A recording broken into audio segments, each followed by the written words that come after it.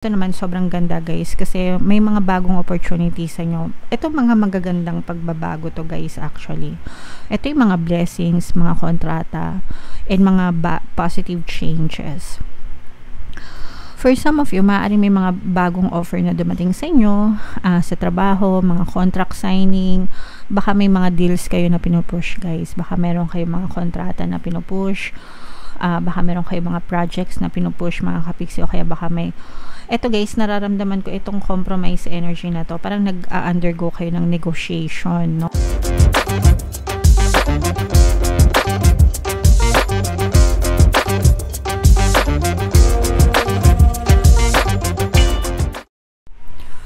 Hello guys, hello Gemini. Welcome back to Pinay Pixie Tarot. Ang pamagat ng episode natin for tonight is monthly horoscope ngayong August para sa Gemini, Sun, Moon, Rising, Sign, and Venus.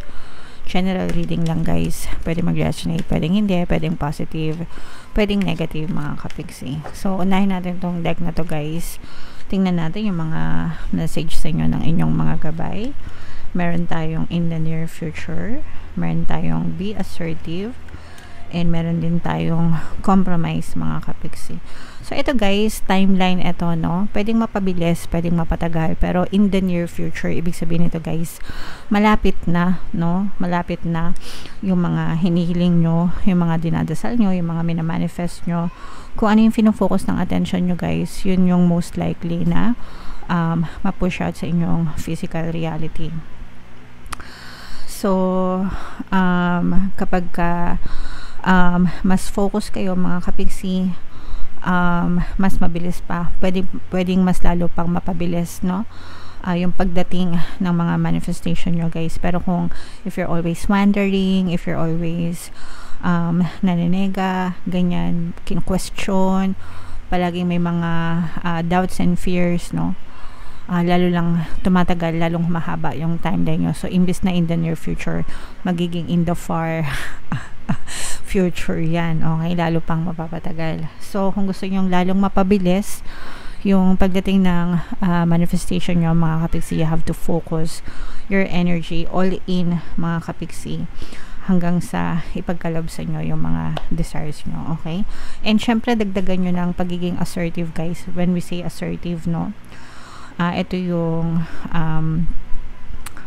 malakas yung loob, may kusa, kumikilos, hindi nag-aantay ng opportunity from the universe. Instead, sila mismo yung kumikilos, nag-i-initiate, nagkukusa na kumilos, nagkukusa na mag-create ng opportunity para sa sarili nila, para ibuhay nila yung buhay na gusto nila. So, maging assertive kayo mga kapiksi. Kumbaga, your life is in your control. Kayo yung nagko-control ng buhay nyo. Your life is in your hands. Okay?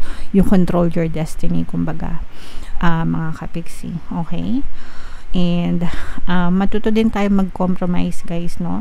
Sa ibang tao when it comes to relationship, sa kahit anong klaseng relationship guys, sa business man yan, or sa personal man yan, or sa romantic relationship man yan, kailangan balanse. Always two sides yan. Merong side mo and merong side nila. Okay? Dapat yung side nila pinapakinggan mo, and yung side mo sinasabi mo din sa kanila. And then you compromise. Ibig sabihin, gitna, no? Mag-agreement.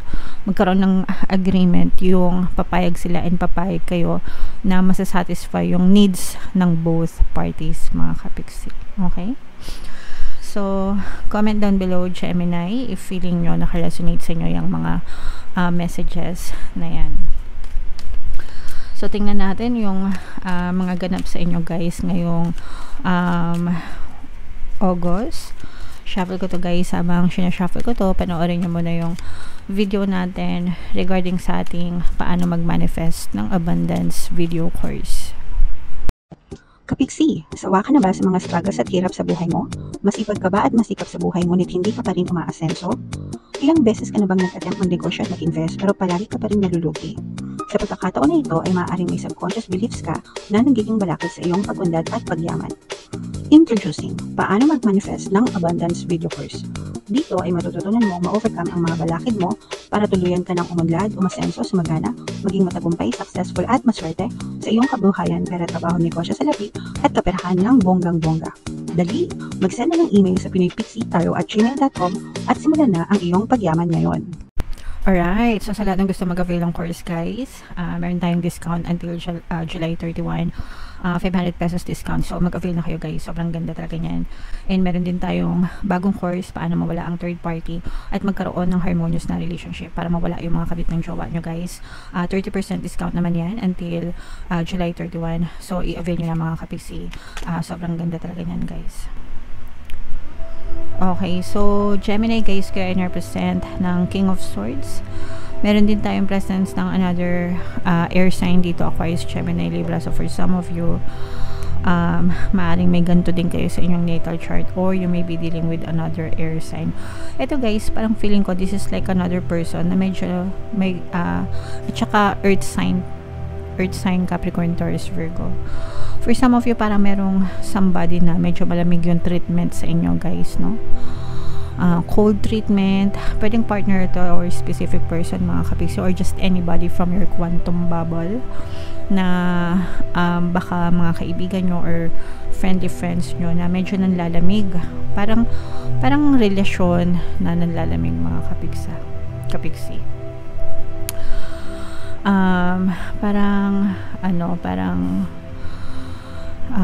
Yun nga, nanlalamig na relasyon. So yeah, yun yung nakikita natin sa negative, no, at least dito sa spread na to. Pero dito naman guys, sa positive, ito naman sobrang ganda guys, kasi may mga bagong opportunities sa inyo. Ito mga magagandang pagbabago to guys actually. Ito yung mga blessings, mga kontrata, and mga positive changes. For some of you, maaaring may mga bagong offer na dumating sa inyo, sa trabaho, mga contract signing, baka may mga deals kayo na pinupush guys, baka meron kayong mga kontrata na pinupush, baka meron kayong mga projects na pinupush mga kapiksi, o kaya baka may, eto guys, nararamdaman ko itong compromise energy na to, parang nag-undergo kayo ng negotiation, no? Parang nag-undergo kayo ng negotiation, pwedeng benefits nyo, o kaya naman, nagbibid, ganyan, parang may tumatawad or nakikipag-negotiate na ito yung deserve ko, ito yung para sa akin, ganyan.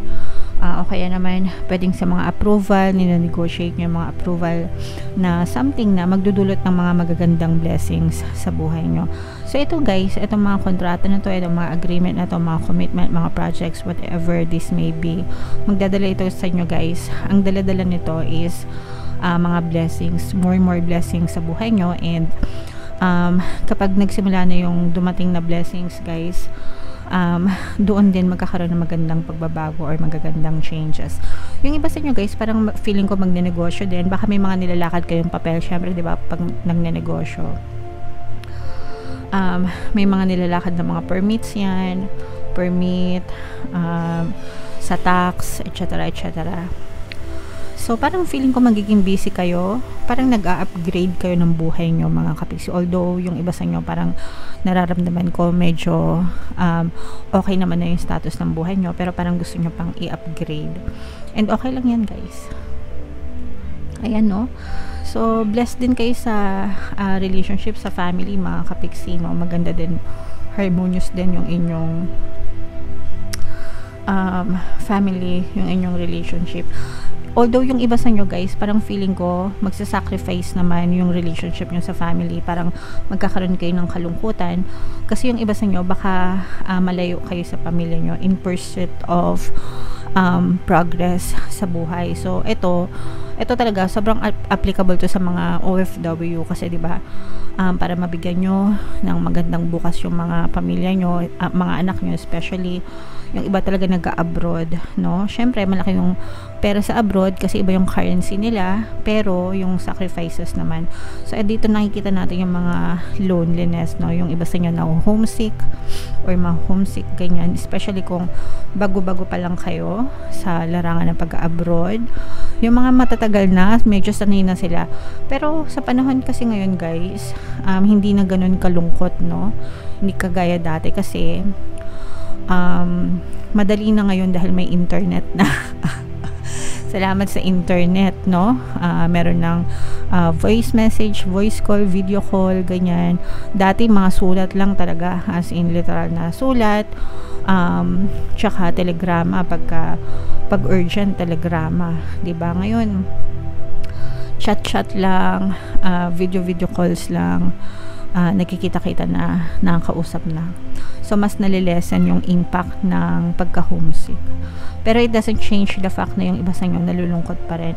Parang yung iba sa inyo parang merong malungkot na desisyon, no? Or meron kayong desisyon na nagawa or magagawa na magbibigay naman ng kalungkutan sa inyo. So whatever that may be, mga kapiksi, sabihin nyo na lang na this too shall pass, o kaya isipin nyo yung mga benefits nung pinagdesisyonan nyo para ma-overcome nyo yung sadness or kalungkutan. Parang sabihin nyo sa sarili nyo na okay lang kahit malayo ako sa kanila, mabibigyan ko naman sila ng magandang bukas, para sa kanila naman to, giginhawa din kami, at saka sandali lang to. Alam nyo yun, kailangan nagpa-positive self-talk kayo, mga kapiksi, lalo na kung nasa malayo kayo. Syempre kayo lang din yung makakatulong sa sarili nyo, okay? Pero ito guys, kahit na malungkot kayo, it doesn't change the fact na blessed pa rin kayo. So ito, pag inisip nyo yung blessing, syempre sasaya na kayo, diba?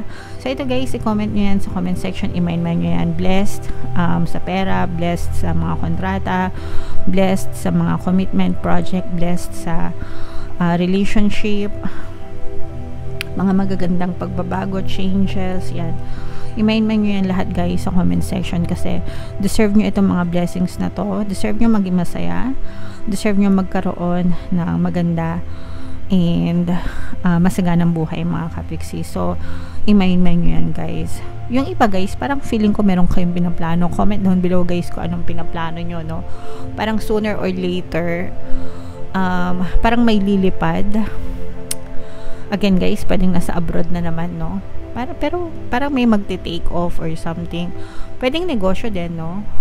Baka nagpaplano kayo na mag-export, 'di ba? Wow, social. Nagpaplano kayo na maging global. Wow, social.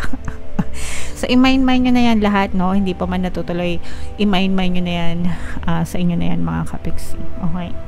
So, comment down below, guys. Gemini, if feeling nyo naka-resonate kayo dyan. And ito yung mga pampaswerte subliminals natin. Pakinggan nyo guys para makatulong sa inyo. And ito naman yung ating success stories ng paano mag-manifest ng abundance video course.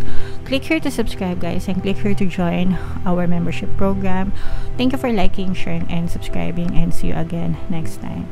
I love you all guys. Have a nice day. Bye-bye.